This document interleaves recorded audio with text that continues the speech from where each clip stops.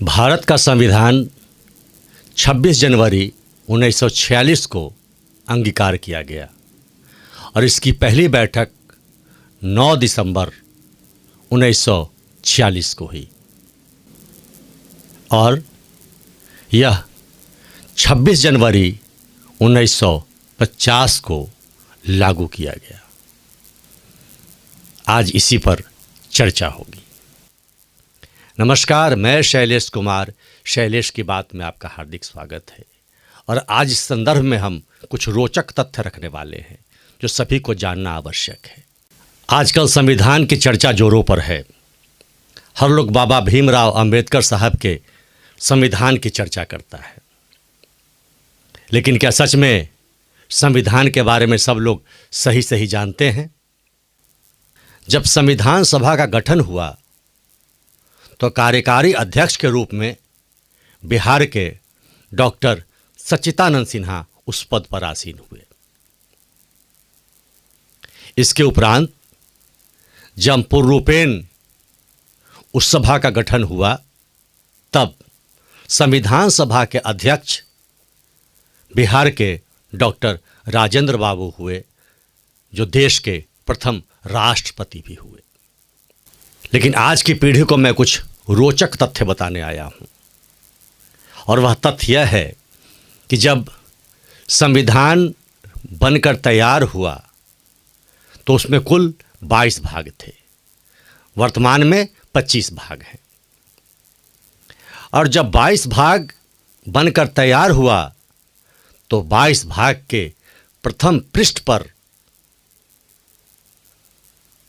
भारतीय संस्कृति सभ्यता की आत्मा को दर्शाता हुआ चित्रांकन उस पर अंकित किया गया, जिसके बारे में आप सुनते हैं और चर्चा में आता है कि भारत के संविधान पर राम का भी चित्र है, लक्ष्मण का भी चित्र है, सीता का भी चित्र है, कृष्ण का भी चित्र है, बुद्ध का भी चित्र है। यानी कि तमाम संस्कृतियां उस संविधान पर उकेरी गई।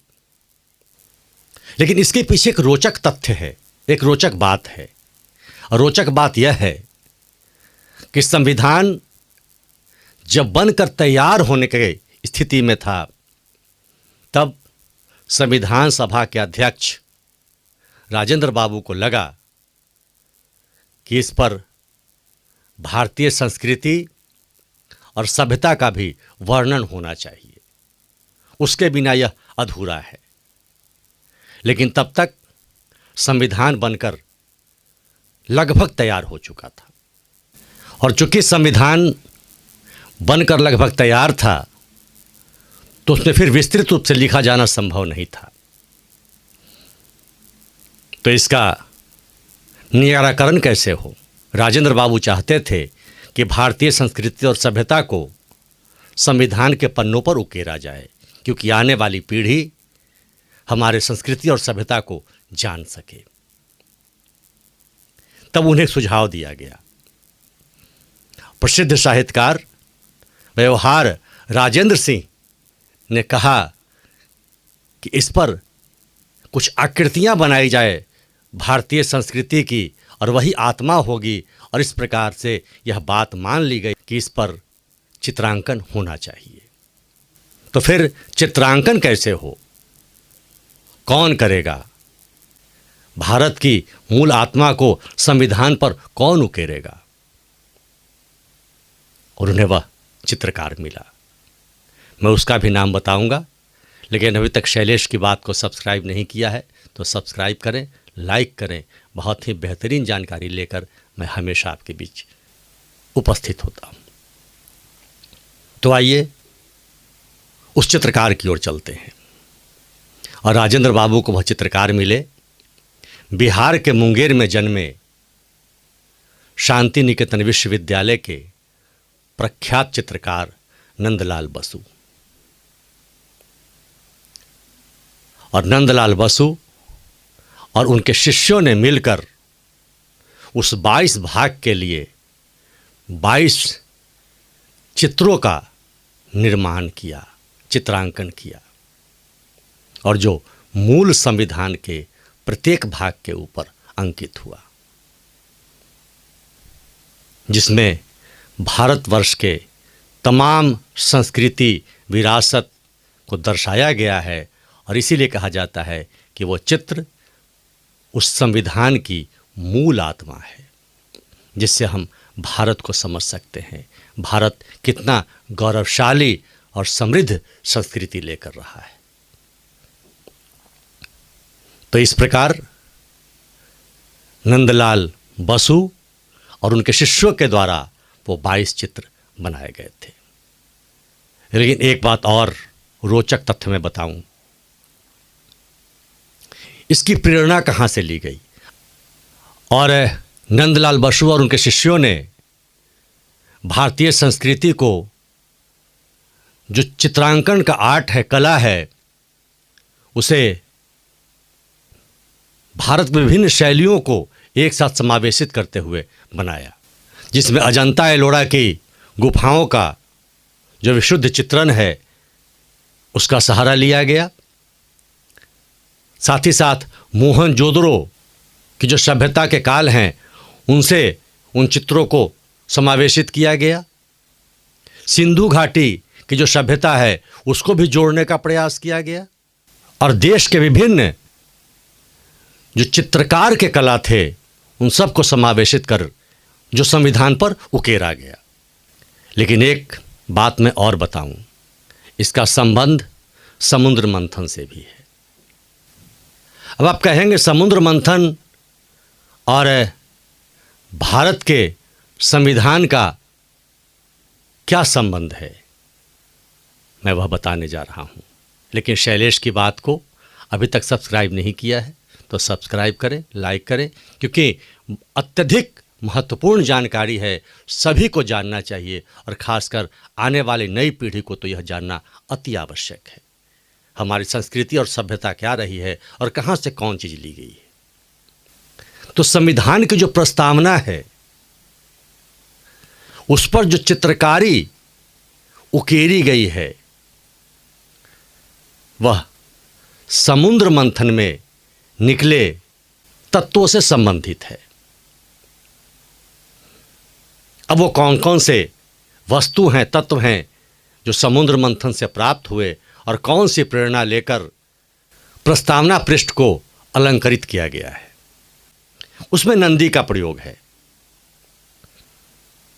और नंदी बलशाली वृष और साधुत्व का प्रतीक है। समुद्र मंथन से हमें ऐरावत हाथी प्राप्त हुआ था जिसे इंद्र ने रख लिया था।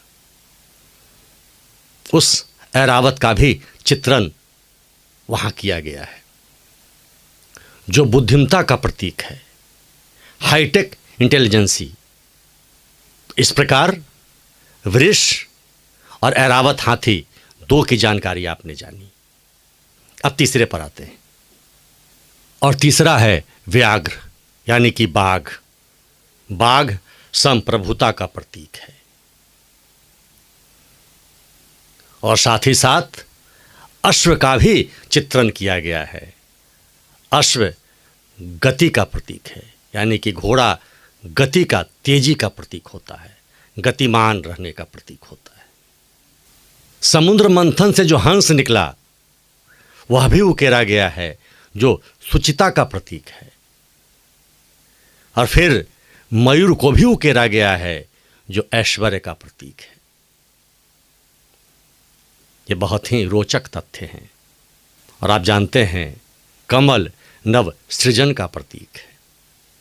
तो इस प्रकार वृष, बैल, गज हाथी, व्याघ्र, बाघ, हंस, मयूर, कमल जो सब हमें समुद्र मंथन के दौरान प्राप्त हुए थे उससे प्रेरणा लेकर संविधान के प्रस्तावना पर अंकित किया गया है। तो संविधान बनाने वाले ने बहुत कुछ आपके समक्ष रखा है। जरा बारीकियों से समझें, गौर से देखें, तब आपको पता चलेगा कि भारतीय संस्कृति, भारतीय सभ्यता कितनी पौराणिक और कितना उच्च विचार रखती है और कितने प्रतीकों को समावेशित किए हुए है।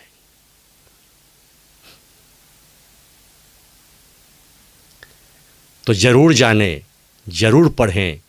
और मैं पुनः कहूँ, शैलेश की बात को सब्सक्राइब नहीं किया है तो सब्सक्राइब करें। आध्यात्म से जुड़ी, रोचक तथ्यों से जुड़ी प्रेरक कहानियाँ लेकर भी मैं आपके बीच हमेशा आता रहता हूँ, ताकि समाज को कुछ मैं दे पाऊँ।